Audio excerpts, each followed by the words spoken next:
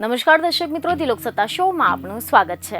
આગામી લોકસભાની ચૂંટણીમાં પીએમ મોદીને ફરી એકવાર સત્તાની હેટ્રિક લેતા રોકવા માટે આમ આદમી પાર્ટી તેમજ કોંગ્રેસ એડી ચોટીનું જોર લગાવી રહી છે। આમ આદમી પાર્ટી અને કોંગ્રેસ ભાજપની જીતને રોકવા માટે નવી રણનીતિઓ ઘડવામાં લાગ્યા છે, જે અંતર્ગત એવા સમાચાર મળી રહ્યા છે કે લોકસભાની ચૂંટણી માટે બેઠકોની વહેંચણીને લઈને આમ આદમી પાર્ટી અને કોંગ્રેસ વચ્ચે બેઠક ચાલી રહી છે, જેમાં દિલ્હીમાં 2 અને ગુજરાતમાં 3 સીટોની ફોર્મ્યુલા પર ચર્ચા કરવામાં આવી હોવાની માહિતી સામે આવી છે। આ બેઠકમાં આમ આદમી પાર્ટીના સૌરભ ભારદ્વાજ અને કેજરીવાલ સરકારના મંત્રી આતિશીએ હાજરી આપી હતી, તો બીજી તરફ મહામંત્રી કેસી વેણુગોપાલ કોંગ્રેસમાં જોડાયા છે। મીડિયા સૂત્રો અનુસાર કોંગ્રેસે ગુજરાતમાં ભરૂચ સહિતની 2 થી 3 બેઠકો આમ આદમી પાર્ટીને આપવાનું નક્કી કર્યું છે, પરંતુ મામલો દિલ્હીને લઈને અટકી ગયો છે। કોંગ્રેસે હરિયાણા અને આસામમાં આમ આદમી પાર્ટીને એક સીટ આપવાનો પ્રસ્તાવ મૂક્યો છે।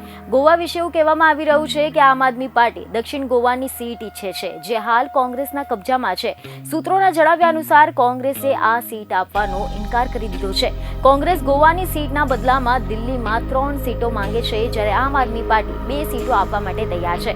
તો બીજી તરફ પંજાબમાં બંને પક્ષો પરસ્પર સહમતિથી અલગ ચૂંટણી લડી રહ્યા છે, જેની પાછળ પણ એક રાજકીય સમીકરણ હોવાનું કહેવાઈ રહ્યું છે। અહેવાલોમાં એવું કહેવામાં આવી રહ્યું છે કે કોંગ્રેસ અને આમ આદમી પાર્ટી પંજાબમાં અલગ રસ્તા પર છે, કારણ કે તેઓ ભાજપને વિપક્ષની જગ્યા પર આપવા માંગતા નથી। કોંગ્રેસે પણ સ્પષ્ટ કર્યું છે કે જ્યારે પંજાબમાં ગઠબંધન નહીં થાય તો ચંદીગઢની એક પણ સીટ પર ગઠબંધન નહીં થાય, અને જો ગઠબંધન થશે તો સમગ્ર પંજાબમાં ખોટો સંદેશ જશે।